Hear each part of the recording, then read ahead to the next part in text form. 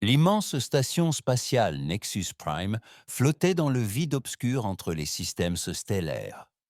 Dans ces halls étincelants, 12 espèces extraterrestres différentes se réunissaient pour une réunion d'urgence.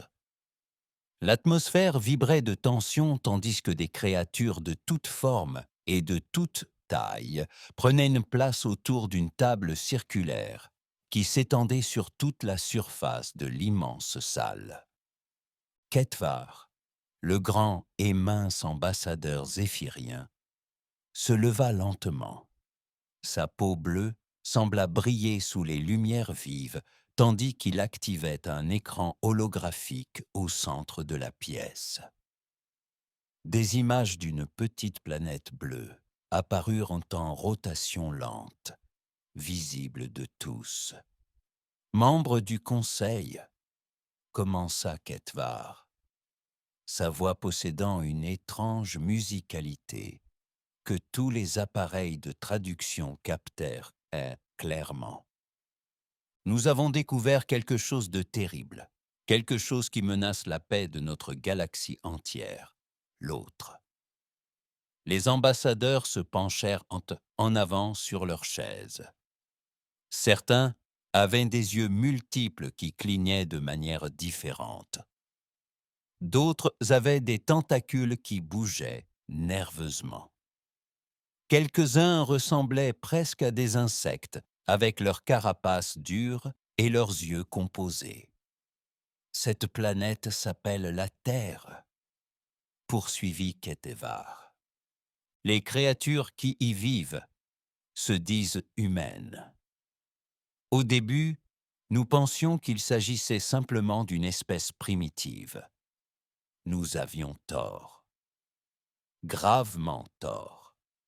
L'hologramme changea pour montrer des images enregistrées secrètement lors d'une mission de premier contact. Des soldats humains se déplaçaient sur un champ de bataille avec une précision mortelle. Ils travaillaient ensemble comme les pièces d'une même machine, communiquant par signaux manuels et couvrant leurs mouvements respectifs. Lorsque leurs armes étaient à plat, ils ramassaient des pierres et des bâtons et continuaient le combat. L'un des extraterrestres, ressemblant à des insectes, émit un cliquetis de détresse. Ils se battent même sans armes. « Ce n'est pas le pire », répondit Ketvar. L'image changea à nouveau pour montrer des soldats humains s'adaptant à différents environnements. Désert, jungle, terre gelée, sous-marin. Les humains ont trouvé des moyens de survivre et de combattre dans chacun d'eux. Ils peuvent vivre presque partout. Ils n'abandonnent jamais et apprennent de chaque bataille. Une grande créature à 6 bras, semblable à un ours, prit la parole. Leur technologie est sûrement primitive. À quel point peuvent-ils être dangereux? L'expression de Ketvar s'assombrit. Regardez ça. L'hologramme montrait des ingénieurs humains démontant une technologie extraterrestre et en découvrant le fonctionnement en quelques heures seulement. Puis il les montrait en train de construire leur propre version, plus petite, plus rapide et plus efficace. Le silence retomba dans la pièce. Tous les extraterrestres présents comprirent ce que cela signifiait. La plupart des espèces de la galaxie excellaient dans un domaine ou deux. Les Zéphyriens étaient d'excellents pilotes. L'hégémonie possédait des armes puissantes. Les êtres cristallins étaient des ingénieurs hors pair. Mais les humains semblaient exceller dans tous les domaines.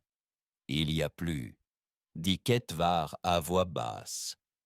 Ils possèdent quelque chose d'inédit, la créativité. Face à un problème qu'ils n'ont jamais rencontré, ils ne se contentent pas d'utiliser des solutions obsolètes. Ils en inventent de toutes nouvelles. L'hologramme montrait des artistes, des musiciens et des écrivains. Il montrait ensuite des scientifiques faisant des découvertes et des inventeurs créant de nouvelles machines. Les extraterrestres observèrent avec une horreur croissante la découverte que les humains ne se contentaient pas de copier les autres. Ils créaient des choses qui n'avaient jamais existé auparavant. Je propose de les classer comme espèces à risque de classe X, annonça Ketvar, et d'agir avant qu'ils ne développent les voyages spatiaux. Le vote fut rapide et unanime. Toutes les espèces s'accordant à dire que les humains étaient trop dangereux pour se propager à travers la galaxie. Loin de là, le capitaine Jake Morrison se tenait sur le pont de l'USS Intrépide. Le vaisseau d'exploration habité effectuait des relevés pacifiques près du secteur ESE d'Andromède, cartographiant de nouveaux systèmes stellaires et recherchant des signes de vie. Jake était un homme grand, aux cheveux bruns courts et aux yeux gris calmes. Il avait passé 15 ans dans l'espace, espérant toujours que l'humanité trouverait des voisins amicaux parmi les étoiles. « Capitaine !» cria son officier de communication, le lieutenant Susan Garcia. « Nous recevons une transmission urgente du commandement de la défense de la Terre. » Jake fronça les sourcils. La Terre était à des mois de là, à leur position actuelle. Pour qu'un message leur parvienne ici, il devait être extrêmement important. Faites-le passer. La voix du commandant Lisa Rodriguez emplit la passerelle. Son ton habituellement posé portait une note de panique à peine maîtrisée. Tous les vaisseaux humains doivent retourner sur Terre immédiatement. C'est une urgence de code noir. Les vaisseaux doivent retourner sur Terre immédiatement. C'est une urgence de code noir. Je répète, tous les vaisseaux doivent retourner sur Terre immédiatement. Jake sentit une glace se former dans son estomac. Code noir ne signifiait qu'une chose. L'humanité était menacée d'extinction. Garcia, cap sur la Terre, vitesse maximale. Oui, monsieur, répondit-elle, ses doigts survolant ses commandes. Alors que l'intrépide se dirigeait vers son foyer, Jake contemplait les étoiles et se demandait ce qui pouvait bien menacer son espèce.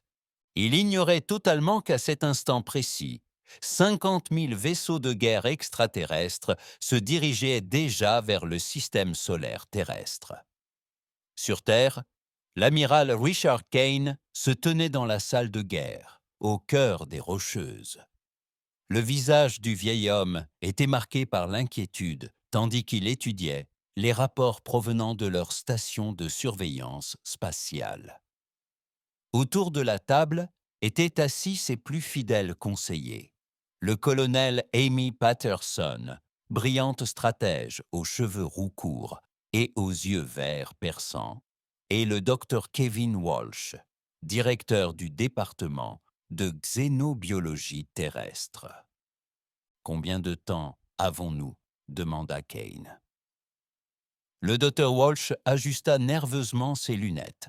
Compte tenu de leur vitesse actuelle, environ 3 mois avant d'atteindre les confins du système solaire, le colonel Patterson étala une série de cartes du ciel sur la table.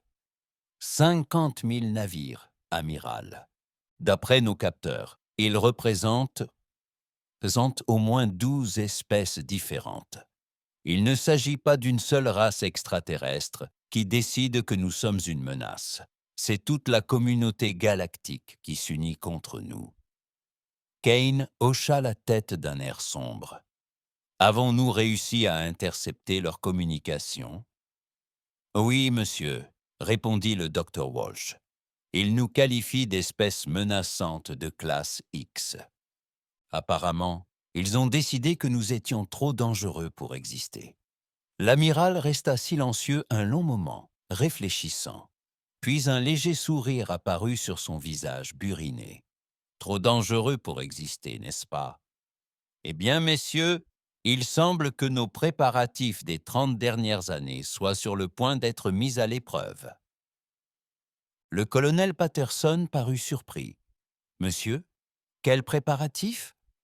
« Des cannes. » Son sourire s'élargit. « Les préparatifs que nous menons depuis que nous avons intercepté leur transmission il y a des décennies. Pensiez-vous vraiment que nous étions restés assis là, sans rien faire, en attendant qu'ils nous trouvent ?» Il s'approcha d'un panneau mural et y appuya la paume de la main.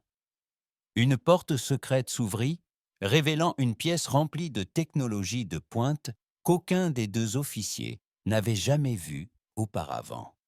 Il est temps de montrer à notre extraterrestre.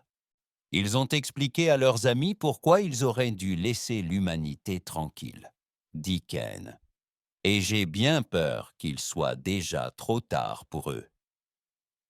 3 mois s'étaient écoulés depuis que l'amiral Kane avait été informé de l'approche de la flotte extraterrestre.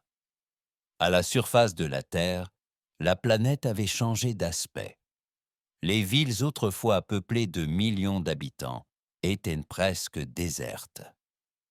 Des familles s'étaient installées dans de vastes abris souterrains construits en secret au cours des dernières décennies. Les enfants jouaient dans des parcs souterrains sécurisés, tandis que leurs parents travaillaient dans des usines secrètes, fabriquant des armes et du matériel pour la guerre à venir.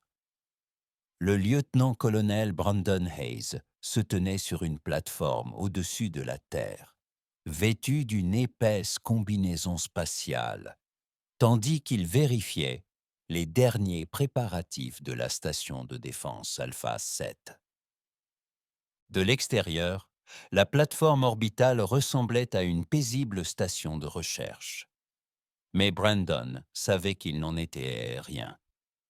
Sous son apparence innocente se cachaient des armes suffisamment puissantes pour détruire des flottes entières. Rapport d'étape. Brandon parla dans son casque. Radio. Le sergent-chef Tony Martinez répondit depuis la salle de contrôle des armes. Tous les canons électriques sont opérationnels, commandant. Les réacteurs à fusion tournent à pleine puissance.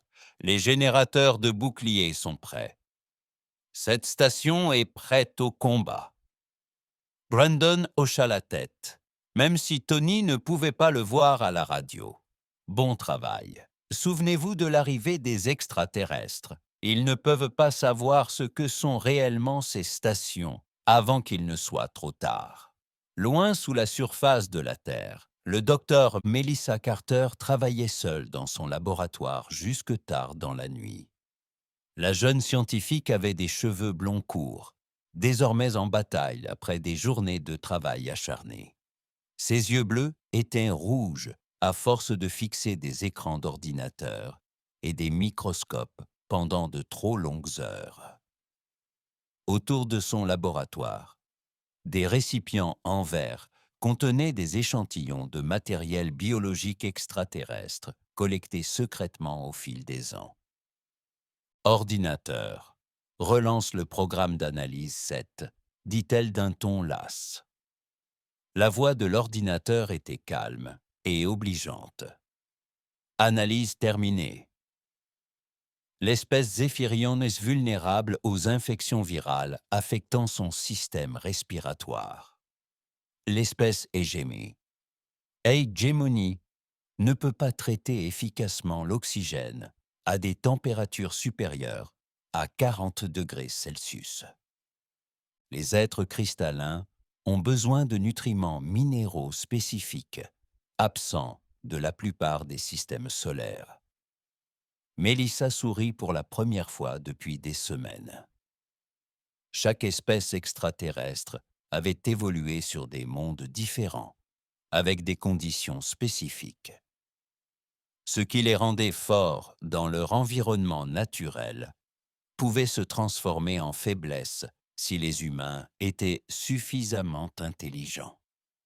Elle commença à taper des notes pour l'équipe de développement des armes. À travers la galaxie, le capitaine Jake Morrison flottait dans l'obscurité du vide spatial. Son vaisseau, l'USS Intrepid, dérivait silencieusement, tous les systèmes d'alimentation étant coupés, à l'exception des systèmes de survie. Aux yeux de n'importe quel capteur extraterrestre, le vaisseau ressemblerait à un débris spatial, ou peut-être à un vaisseau détruit. Jake et son équipage faisaient le mort depuis 2 semaines, observant un immense convoi de ravitaillement extraterrestre traverser le système. « Capitaine », murmura le lieutenant Paul Stevens depuis la station tactique. Les vaisseaux d'escorte du convoi s'éloignent des vaisseaux de ravitaillement. Jake hocha la tête et se tourna vers son ingénieur en chef. « Carol, combien de temps avant de pouvoir alimenter les moteurs ?» L'adjudant-chef Carol Martinez vérifia attentivement ses instruments. « 30 secondes pour l'alimentation de secours, monsieur. 2 minutes pour les systèmes de combat complets. »« Allez !» ordonna Jake doucement. L'intrépide s'anima comme un prédateur endormi. Ses moteurs luisèrent doucement tandis que le vaisseau s'approchait des vaisseaux de ravitaillement extraterrestres.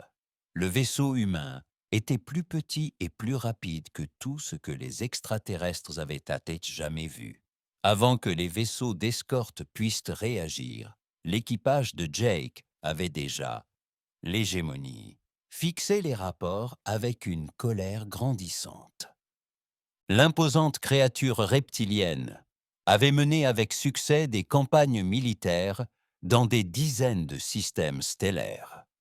Ses écailles étaient vert foncé, marquées par de nombreuses batailles, et ses yeux jaunes brûlaient de fureur. « Combien de vaisseaux de ravitaillement avons-nous perdus cette semaine ?» demanda-t-il. Son officier de renseignement, un zéphirianion nerveux nommé Sectul, consulta son bloc de données. « 17, commandant. Les attaques semblent aléatoires, mais elles visent toujours nos ressources les plus importantes. Nourriture, carburant, pièces détachées pour nos armes. » Vextool frappa la table de son poing griffu. « Des humains. Ils sont censés être primitifs. Comment peuvent-ils attaquer nos convois alors que leur planète est encore à des mois de nous ?» Sur Terre, l'ingénieur civil Danny Cooper se tenait dans une pièce remplie d'étranges appareils lumineux. Chaque appareil avait la taille d'un réfrigérateur et bourdonnait d'énergie. Danny était un petit homme avec d'épaisses lunettes et des mains nerveuses, mais son esprit était brillant. Il avait passé les 5 dernières années à perfectionner ses machines. « Amiral Kane », dit Danny, tandis que le chef militaire entrait dans la pièce. « Le réseau de communication par intrication quantique est pleinement opérationnel. Nous pouvons désormais envoyer des messages instantanément à n'importe quel vaisseau ou station humaine dans la galaxie. » Kane parut impressionné. « Combien de nœuds de communication avons-nous déployés ?»« 237, monsieur. Chaque vaisseau humain, chaque station de défense, chaque abri souterrain sur Terre et des dizaines de relais cachés dans l'espace connu. Lorsque la bataille commencera, notre espèce entière pourra se coordonner comme si nous étions tous dans la même pièce. » L'amiral sourit. « Les extraterrestres pensent combattre une espèce primitive qui vient de découvrir le voyage spatial. Ils ignorent que nous nous préparons à cette guerre depuis bien avant la naissance de la plupart de leurs dirigeants actuels. » Dans une autre partie du complexe souterrain, le colonel Amy Patterson informait un groupe d'officiers supérieurs.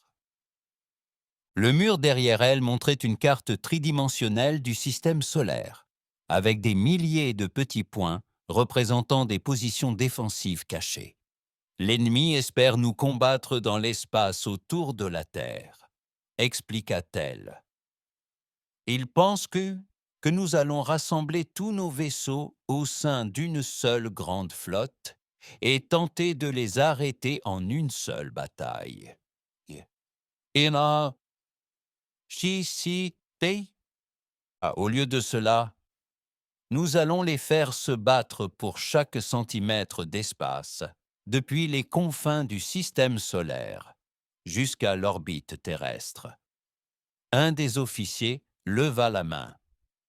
Qu'en est-il du combat au sol, colonel? Et s'ils essayaient d'envahir la Terre elle-même? Le sourire d'Amy était froid et confiant. Qu'ils essaient. Chaque homme, femme et adolescent sur cette planète s'est entraîné au combat au sol. Chaque ville est une forteresse. Chaque bâtiment est une arme. S'ils veulent prendre la Terre, ils devront se battre pour chaque rue. Entre-temps, le docteur Carter avait abandonné ses études de biologie extraterrestre pour se consacrer à la création d'armes biologiques. Son laboratoire ressemblait désormais à un film de science-fiction, rempli de chambres scellées et de bras robotisés manipulant des matières dangereuses. Elle travaillait avec une équipe de scientifiques. Tous se concentraient sur la création de virus et de bactéries inoffensifs pour les humains, mais mortels pour certaines espèces extraterrestres. L'avantage de la guerre biologique, expliqua-t-elle à son assistante, c'est que les vaisseaux extraterrestres eux-mêmes diffuseront nos armes pour nous. Leur système de recyclage de l'air, leurs réserves d'eau et même leurs réseaux informatiques, tout ce dont ils ont besoin pour survivre dans l'espace, deviendront un moyen de nous fournir nos armes. Leur système de recyclage de l'air, leurs réserves d'eau et même leurs réseaux informatiques. Tout ce dont ils ont besoin pour survivre dans l'espace permettra à nos armes d'atteindre chaque membre de leur équipage. Alors que les préparatifs terrestres se poursuivaient, le capitaine Morrison et son équipage menèrent un nouveau raid réussi sur les lignes de ravitaillement extraterrestres. Ils avaient développé des tactiques de frappe éclair qui ont semé la confusion et la frustration chez les commandants extraterrestres. L'USS Intrépide surgirait de nulle part, détruirait des cibles importantes et disparaîtrait avant que les extraterrestres ne puissent réagir. « Combien y a-t-il encore de convois entre ici et la Terre ?» demanda Morrison à son navigateur. « Au moins 50, monsieur. Mais si nous continuons à les frapper ainsi, ils arriveront sur Terre avec la moitié de leurs provisions en moins et le moral en berne. » Morrison hocha la tête. « Bien. Chaque vaisseau endommagé ici est un vaisseau de moins qui menace la Terre. Surveillez leurs communications. Je veux savoir ce qu'ils préparent avant qu'ils ne le sachent eux-mêmes. » Le décor était planté pour la plus grande bataille de l'histoire de l'humanité. Les extraterrestres croyaient qu'ils allaient détruire une espèce primitive et sans défense. Au lieu de cela, ils se dirigeaient envers un piège qui avait mis 30 ans à se préparer. L'humanité avait transformé son système solaire en arme et bientôt, la galaxie comprendrait pourquoi sous-estimer l'espèce de la petite planète bleue appelée Terre était une terrible erreur. La flotte du Conseil arriva enfin aux confins du système solaire terrestre. 50 000 vaisseaux de guerre de forme et de taille diverses évoluaient dans l'espace tel un nuage noir. Certains vaisseaux étaient longs et fins comme des lances, d'autres étaient ronds comme des boules géantes couvertes d'armes. Quelques-uns ressemblaient à d'énormes insectes dotés de multiples ailes, capables de fendre l'espace. Le commandant de flotte Vextool se tenait sur le pont de son vaisseau amiral, l'Eternal Victory. L'immense guerrier reptilien se sentait confiant en observant les écrans, révélant sa force écrasante. Ses yeux jaunes brillaient de satisfaction tandis qu'il songeait à la victoire facile qui l'attendait. « Lancez l'attaque sur les colonies extérieures », ordonna-t-il à son équipage. « Détruisez d'abord les colonies humaines sur Mars, puis dirigez-vous vers les stations d'extraction d'astéroïdes. Nous les écraserons lentement et les forcerons à regarder leur empire s'effondrer morceau par morceau. » La flotte extraterrestre se divisa en 3 groupes. Le groupe le plus important s'est dirigé vers Mars, où des colonies humaines existaient depuis plus de 50 ans. Le deuxième groupe s'est dirigé vers la ceinture d'astéroïdes, où des mineurs humains existaient depuis plus de 50 ans. Le deuxième groupe s'est dirigé vers la ceinture d'astéroïdes, où des mineurs humains avaient même construit de petites villes à l'intérieur des roches flottantes. Le troisième groupe resta en retrait pour se prémunir contre d'éventuelles attaques surprises sur Mars. Les colons avaient déjà évacué vers des abris souterrains des mois auparavant. La surface de la planète rouge semblait vide et abandonnée.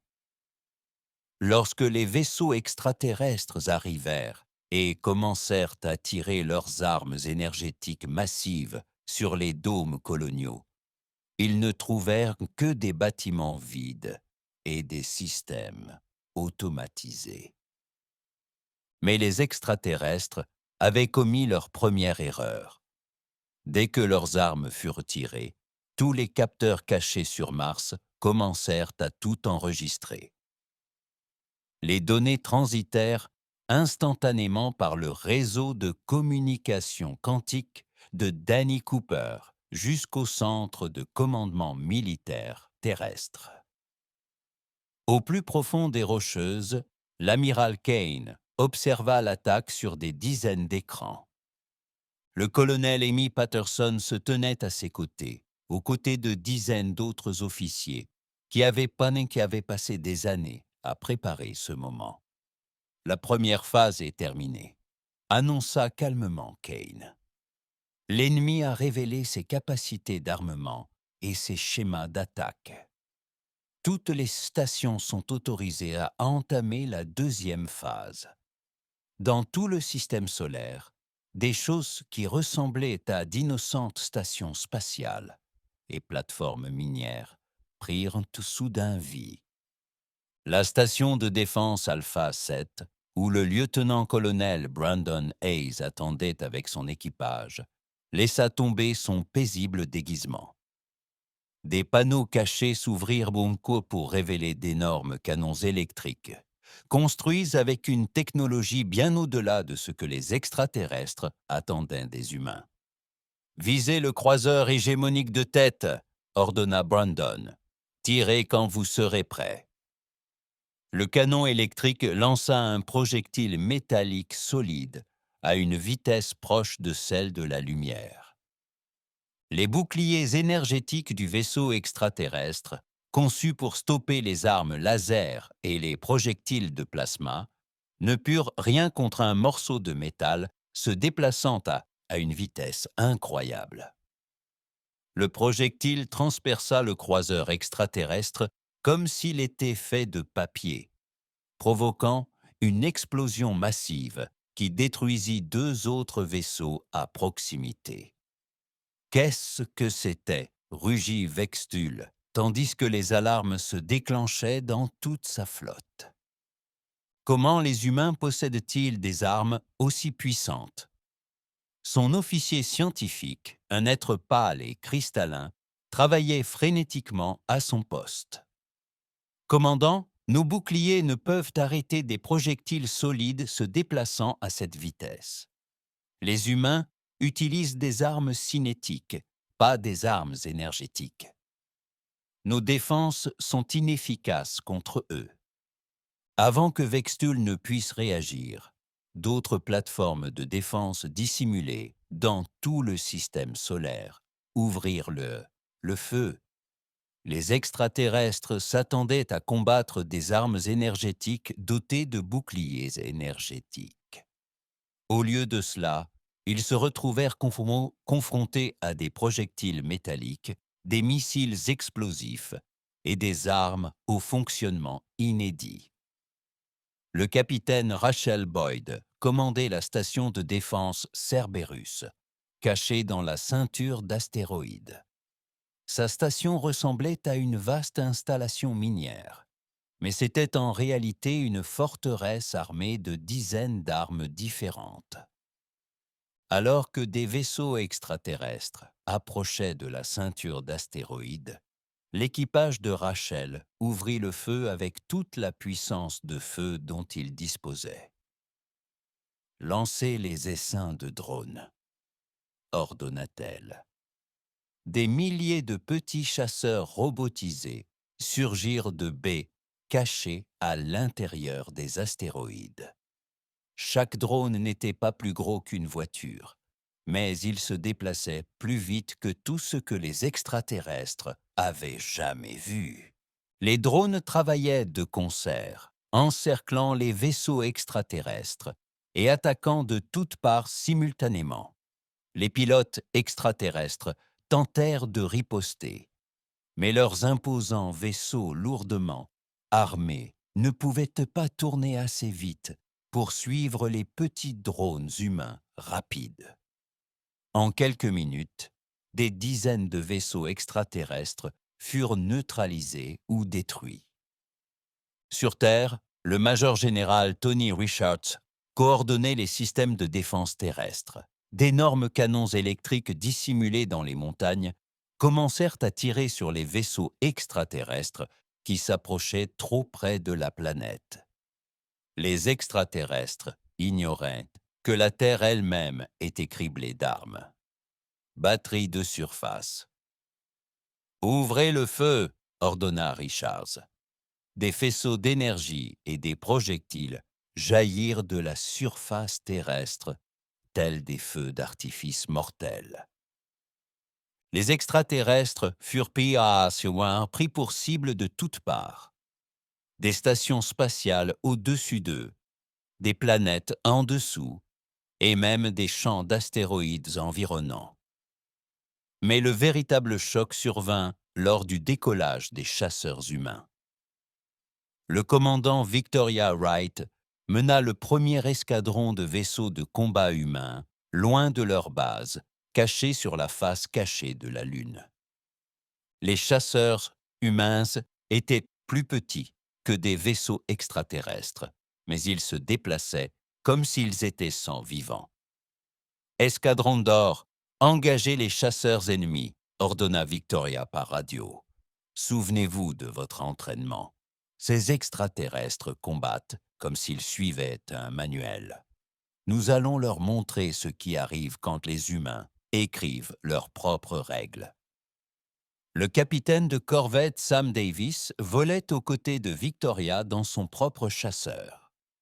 Il avait étudié les tactiques de combat extraterrestres pendant des années et savait exactement à quoi s'attendre.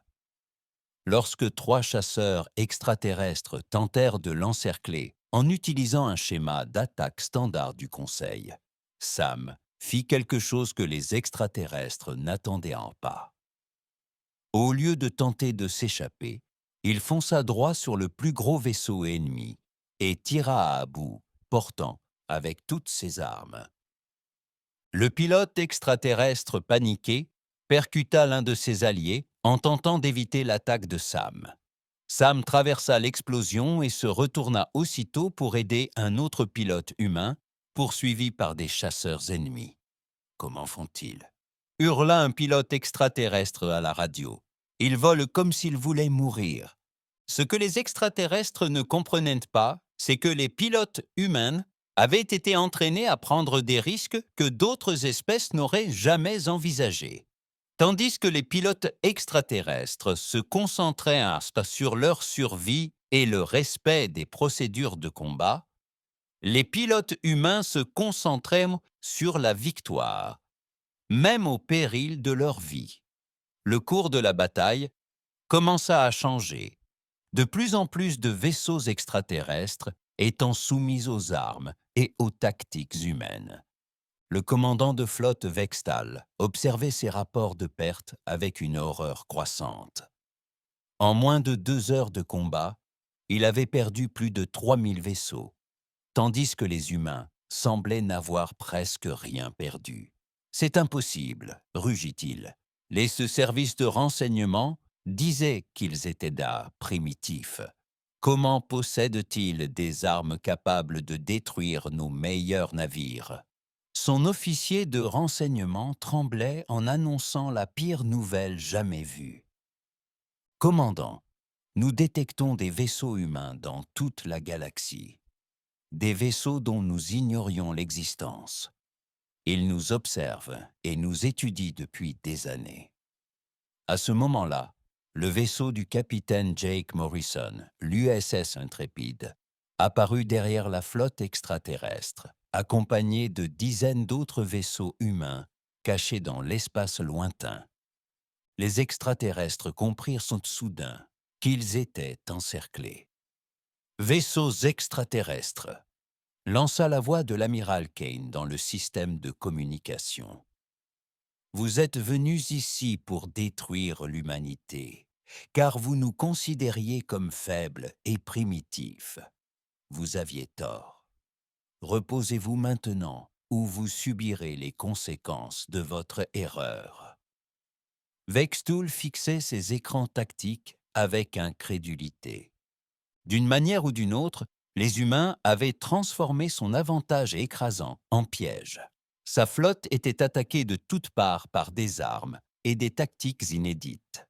Pire encore, ces vaisseaux commençaient à signaler d'étranges maladies parmi leurs équipages, tandis que les armes biologiques du docteur Carter se propageaient dans les systèmes de survie de la flotte extraterrestre. Pour la première fois de sa longue carrière militaire, le commandant de flotte Vextul commença à se demander s'il avait commis une terrible erreur en sous-estimant l'espèce de la petite planète bleue.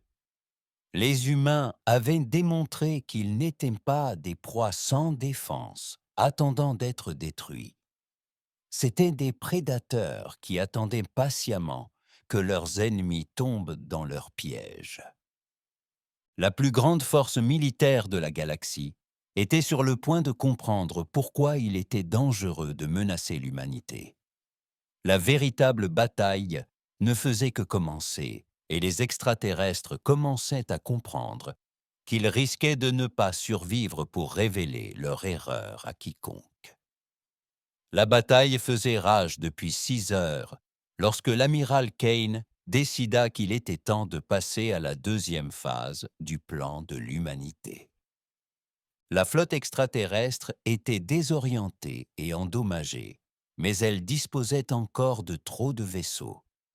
Il était temps de leur montrer que les humains se préparaient à cette guerre depuis bien plus longtemps qu'on ne l'imaginait.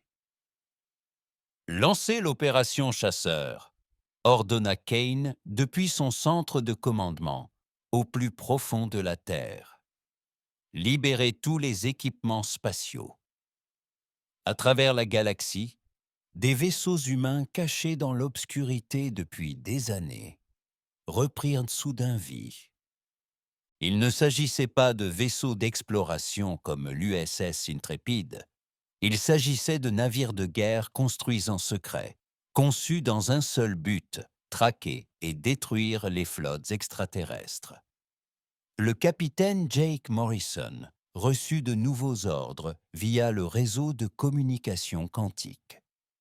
Son vaisseau d'exploration pacifique faisait désormais partie d'une force bien plus importante.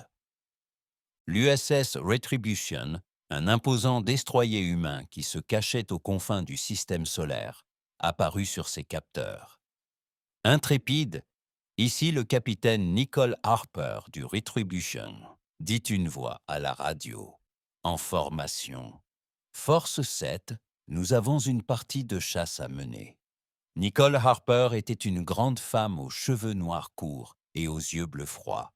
Elle avait passé 15 ans à commander des navires qui n'existaient officiellement pas, se préparant à ce moment précis.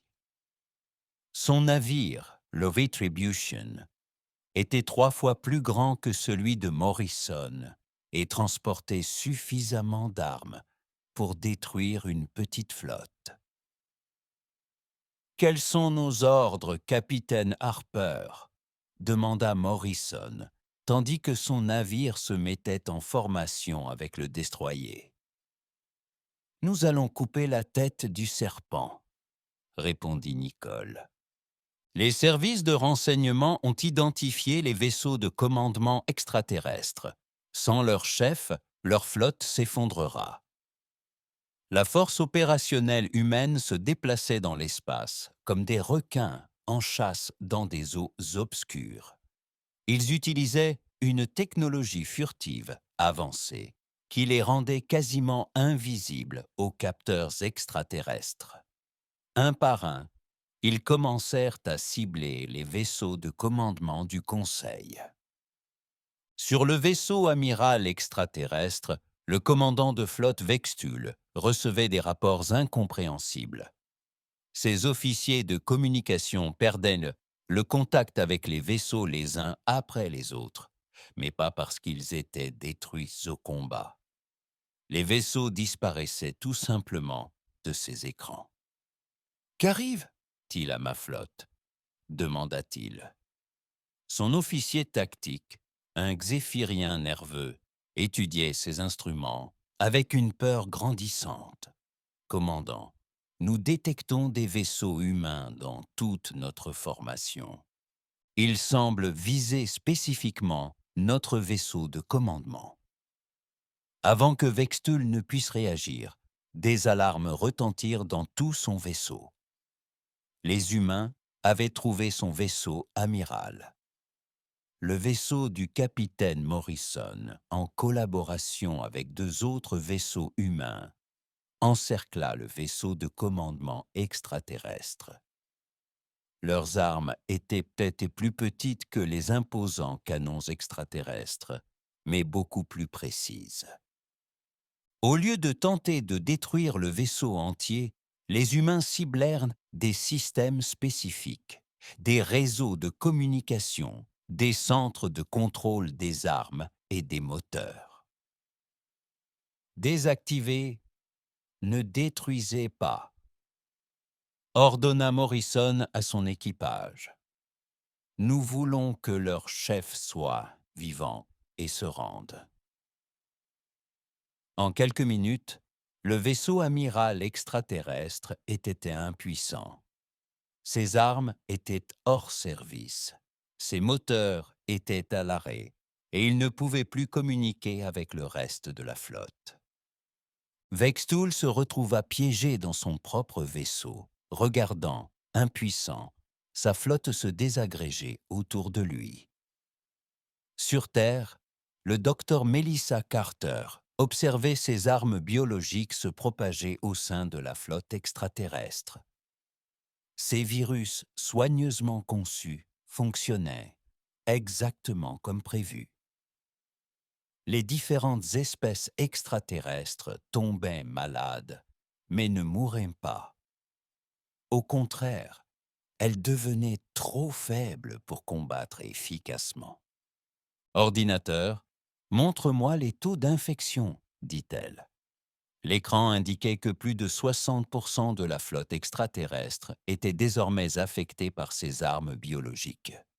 Les membres d'équipage extraterrestres s'effondraient à leur poste, incapables de piloter correctement leur vaisseau. La fière flotte du Conseil était vaincue par de minuscules organismes invisibles à leurs yeux. Dr. Carter lança l'amiral Kane dans le système de communication. « Excellent travail! La flotte ennemie est en train de se désagréger. » Mais la véritable surprise est survenue lorsque les extraterrestres ont tenté de débarquer des troupes sur Terre. le Conseil avait prévu d'envahir la planète avec des millions de soldats si leur bataille spatiale échouait. Ils ont plutôt découvert que chaque civil était aussi un guerrier entraîné. La colonelle Beth Turner avait été marine pendant 20 ans avant de prendre sa retraite pour devenir enseignante. Lorsque l'invasion extraterrestre a commencé, elle a repris son uniforme militaire et a pris le commandement des forces de défense civile de la ville de Denver. Autour d'elle, des millions d'humains surgirent de leurs abris souterrains, tous armés et prêts au combat. Souvenez-vous, Beth avait dit à ses troupes, à la radio, « Ces extraterrestres nous trouvent faibles, parce que nous paraissons petits comparés à eux. Montrez-leur que la taille importe peu quand on se bat pour son foyer. » Les forces terrestres extraterrestres débarquées sur Terre ont eu le choc de leur vie. Ils s'attendaient à trouver des civils effrayés, courant en panique. Au lieu de cela, ils découvrirent des villes entières peuplées d'humains sachant manier les armes et n'ayant pas peur de mourir pour défendre leur monde. Chaque bâtiment avait été transformé en forteresse. Chaque coin de rue dissimulait des armes. Même les enfants savaient utiliser les équipements de communication et guider les forces humaines jusqu'à l'endroit où les extraterrestres atterrissaient. Les soldats extraterrestres, qui avaient monté conquis des dizaines d'autres mondes, se retrouvèrent pris au piège d'un cauchemar. Les humains semblaient être partout à la fois, attaquant de toutes parts et disparaissant avant que les extraterrestres ne puissent riposter. « C'est impossible », rapporta un commandant extraterrestre à son vaisseau. « La planète entière nous combat, même leurs enfants font partie de leur armée. » Ce que les extraterrestres n'avaient pas compris, c'est que les humains avaient passé 30 ans à préparer chaque homme, femme et enfant de la Terre à cette invasion. Alors que d'autres espèces disposaient de soldats professionnels et de populations civiles, l'humanité avait transformé toute son espèce en une seule force militaire gigantesque. Dans l'espace, la flotte extraterrestre continuait de se désagréger. La force opérationnelle du capitaine Nicole Harper avait éliminé la plupart des commandants supérieurs du Conseil. Sans ordre clair, les différentes espèces extraterrestres commencèrent à paniquer et à commettre des erreurs. Certains vaisseaux extraterrestres tentèrent de battre en retraite, mais découvrirent que des vaisseaux humains avaient encerclé tout le système solaire. D'autres tentèrent de se frayer un chemin, mais découvrirent que des vaisseaux humains avaient encerclé tout le système solaire. D'autres vaisseaux tentèrent de se frayer un chemin jusqu'à la Terre, mais ils se heurtèrent aux défenses multicouches conçues par le colonel Amy Patterson. Amiral, Patterson rapporta à Kane. La flotte ennemie a perdu toute coordination. Ils combattent désormais individuellement, au lieu d'être une force unie. Kane hocha la tête avec satisfaction. Parfait. Début de la phase 3. Il est temps d'en finir. La phase finale du plan de l'humanité fut la plus choquante de toutes. Des bases secrètes à travers la galaxie commencèrent à diffuser un message sur toutes les fréquences. Le message était simple, mais il bouleversa tout ce que le Conseil pensait savoir sur l'humanité. « Peuple de la galaxie », répondit la voix de l'amiral Kane. « On vous a menti. L'humanité n'a pas seulement découvert le voyage spatial. Nous voyageons entre les étoiles depuis plus de 50 ans. Nous vous observons, apprenons de vous et nous préparons au jour où vous tenterez de nous détruire. » Le message continuait, révélant une vérité qui terrifiait tous les extraterrestres qui l'entendaient. Les humains exploraient secrètement la galaxie depuis des décennies. Ils avaient construit des bases secrètes sur des mondes inhabités. Ils avaient étudié toutes les espèces extraterrestres et identifié leurs faiblesses.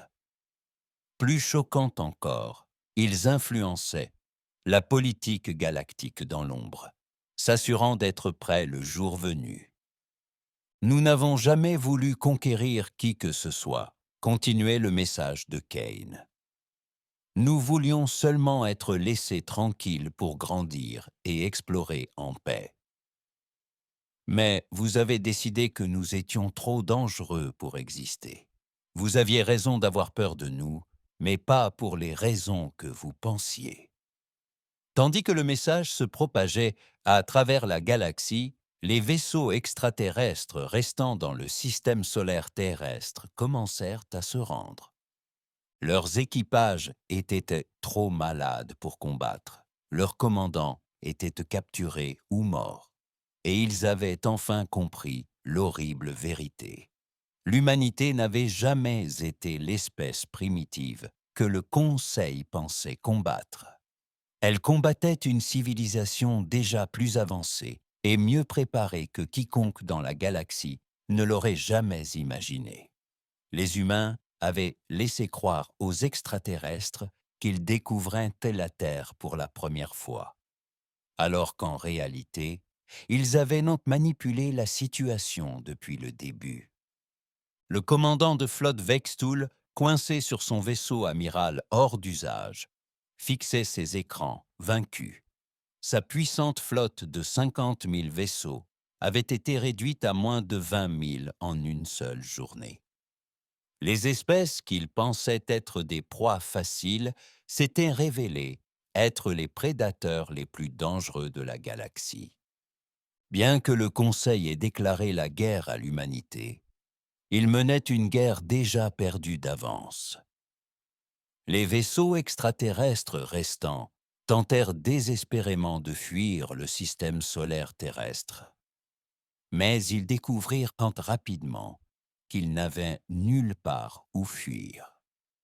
Des vaisseaux humains surgirent de toutes parts, coupant toute issue. Des vaisseaux commandés par des officiers comme le capitaine Greg Phillips et le commandant Laura Thompson surgirent de l'hyperespace, formant un cercle parfait autour de la flotte extraterrestre détruite.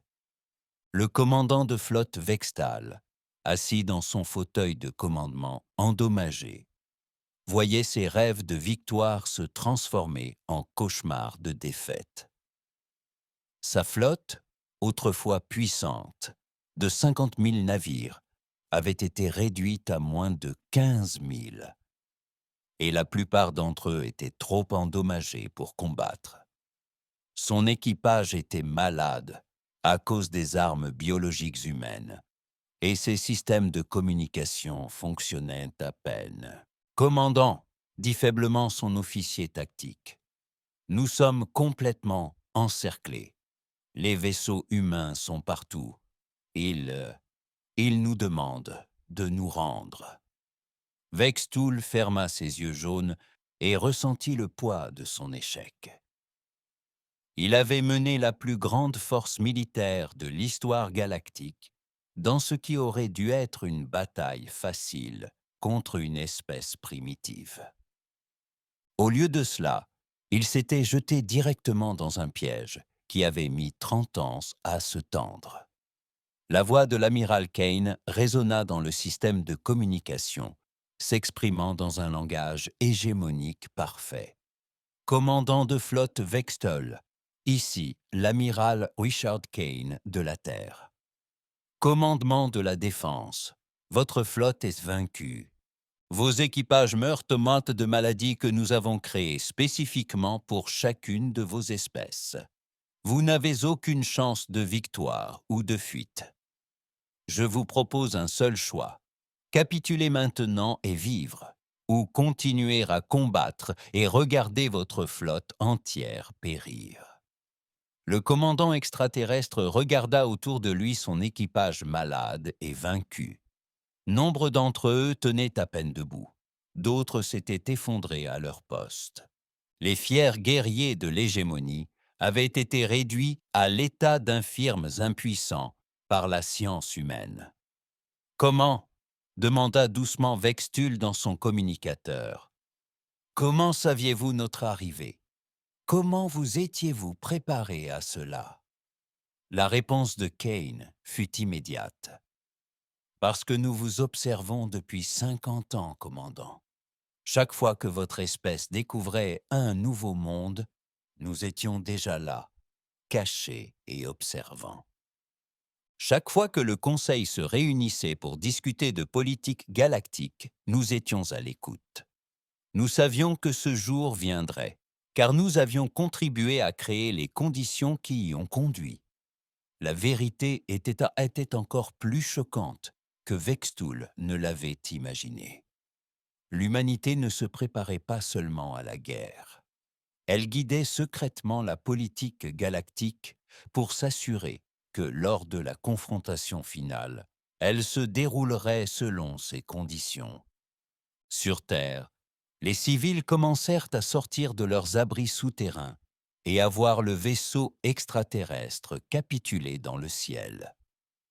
Les enfants désignèrent les énormes vaisseaux extraterrestres suspendus, immobiles dans l'espace, ne représentant plus une menace pour leur monde. Les parents s'étreignirent, sachant que leur famille était en sécurité. Melissa Carter se tenait dans son laboratoire, observant les rapports médicaux des vaisseaux extraterrestres. Ces armes biologiques avaient parfaitement fonctionné, rendant les extraterrestres trop malades pour combattre sans les tuer. C'était une victoire pour la science et la compassion humaine. Ordinateur, commence à produire les antidotes, ordonna-t-elle. Une fois qu'ils se seront officiellement rendus, nous les guérirons. Inutile de les laisser souffrir inutilement. C'était la différence entre les humains et les espèces du Conseil. Les extraterrestres étaient venus pour anéantir l'humanité, y compris les femmes et les enfants. Mais lorsque les humains ont gagné, ils ont choisi de faire preuve de clémence envers leurs ennemis vaincus. Le capitaine Jake Morrison a accosté son vaisseau amiral extraterrestre pour accepter la reddition de Vextal en personne. En parcourant les couloirs de l'immense vaisseau extraterrestre, il aperçut des membres d'équipage malades, trop faibles pour tenir debout. Son propre équipage transportait du matériel médical pour aider les extraterrestres à se rétablir. « Pourquoi nous aidez-vous » demanda un jeune officier zéphyrien qui pouvait à peine parler. « Nous sommes venus ici pour tous vous tuer. » Morrison s'agenouilla près de l'alien et lui tendit une bouteille d'eau mélangée à des médicaments. « La guerre étant terminée, vous n'êtes plus nos ennemis. Vous n'êtes que des gens qui ont commis une erreur. » Dans la salle de conférence principale du vaisseau amiral Alien, le commandant de flotte Vextul rendit officiellement toute sa flotte à l'amiral Kane. La cérémonie fut retransmise dans toute la galaxie afin que chaque espèce puisse voir ce qui s'était passé. « Je rends ma flotte et mes forces à l'humanité, » dit Vextul, la voix lourde de défaite et de honte. « Nous nous sommes trompés sur votre espèce. Nous nous sommes trompés sur tout. » Caïn accepta la reddition avec dignité. « Commandant, votre espèce et toutes les races du Conseil seront traitées équitablement.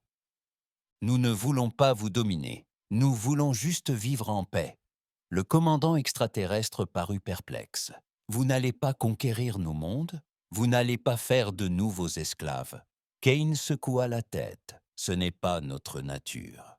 Nous avons mené cette guerre parce que vous nous avez forcés à nous défendre. Maintenant que c'est fini, nous voulons construire quelque chose de meilleur. » Au cours des mois suivants, la galaxie a lentement changé. Les espèces du Conseil, humiliées par leur défaite, ont commencé à collaborer avec l'humanité plutôt que contre elle. Elles ont découvert que les humains n'avait aucun intérêt pour la conquête ou la domination. Au contraire, il voulait explorer, apprendre et aider les autres espèces à résoudre leurs problèmes. Le capitaine Morrison fut promu amiral et reçut le commandement d'une nouvelle flotte de vaisseaux d'exploration. Sa mission était de visiter des mondes encore jamais contactés et d'établir un premier contact pacifique.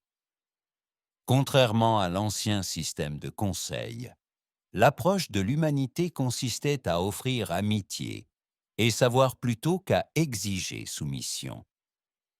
Carter abandonna ses recherches sur les armes et commença à travailler sur des traitements médicaux susceptibles d'aider toutes les espèces galactiques. Son expertise biologique, autrefois utilisée pour créer des armes, était désormais consacrée à la guérison des maladies et à la prolongation de la vie. Les anciens soldats extraterrestres qui avaient envahi la Terre se retrouvèrent à travailler aux côtés d'ingénieurs humains pour reconstruire les dégâts causés par la guerre. Des ingénieurs humains ont été envoyés pour reconstruire les dégâts de la guerre. Nombre d'entre eux ont choisi de rester sur Terre définitivement, fascinés par la culture humaine et émerveillés par la bonté humaine envers leurs anciens ennemis. Le commandant Victoria Wright a créé une nouvelle académie où pilotes humains et extraterrestres ont appris à voler ensemble. Les techniques de combat autrefois utilisées pour détruire les vaisseaux extraterrestres étaient désormais enseignées à des étudiants extraterrestres désireux de protéger leur propre monde de menaces réelles, comme les pirates et les catastrophes naturelles. Sur la planète Zéphyr, l'ambassadeur Ketvar rencontra des diplomates humains pour conclure de nouveaux accords commerciaux. Ces mêmes extraterrestres qui avaient autrefois voté pour l'extermination de l'humanité étaient désormais désireux d'apprendre la technologie humaine et de partager leurs connaissances. Ils étaient impatients d'apprendre la technologie humaine et de partager leurs connaissances. Je ne comprends toujours pas, avoua Ketevar à l'ambassadeur humain. Vous auriez pu nous détruire complètement. Pourquoi avez-vous choisi la clémence plutôt que la vengeance? La diplomate humaine, une femme nommée Patricia Williams, sourit gentiment. Parce que nous avons appris quelque chose d'important sur nous-mêmes pendant cette guerre. Oshogo, oso, soao. Nous sommes plus forts en protégeant les autres qu'en les détruisant. Nous sommes meilleurs en aidant nos voisins qu'en les détruisant. Les années passèrent et la galaxie devint un lieu plus paisible. L'ancien conseil fut dissous et remplacé par une nouvelle organisation, où chaque espèce avait voix au chapitre. Les humains ont pris leur place comme un membre parmi d'autres, ni dirigeant, ni sujet, mais partenaires dans l'exploration de l'univers. Des enfants de dizaines de mondes ont découvert la guerre qui avait presque tout détruit, et les humains qui avaient choisi la paix alors qu'ils n'auraient pas pu choisir la conquête. Ils apprirent que la véritable force ne résidait pas dans la capacité à détruire les ennemis, mais dans la sagesse de les transformer en amis. Le commandant de flotte Vextul, désormais retraité du service militaire, devint enseignant sur sa planète natale. Il passait ses journées se sensibiliser les jeunes citoyens de l'hégémonie aux dangers de la peur et des préjugés. Sa leçon préférée concernait les humains qu'il avait vaincus si complètement, puis l'avait aidé à reconstruire sa vie et son monde. Ne sous-estimez jamais une espèce qui privilégie la clémence à la vengeance, disait-il à ses élèves, et ne déclarez jamais la guerre à des gens plus intelligents, plus bienveillants et mieux préparée que vous ne pourriez l'imaginer. La galaxie avait retenu la leçon. L'humanité avait été déclarée hors la loi par le Conseil, mais lorsqu'ils comprirent leur erreur, il était déjà trop tard. Non pas pour la destruction, mais pour la paix qui s'ensuivit, lorsque les ennemis devinrent amis et que les forts choisirent de protéger les faibles. En fin de compte, la plus grande victoire ne résida pas dans la bataille elle-même, mais dans la civilisation qui renaquit de ses cendres.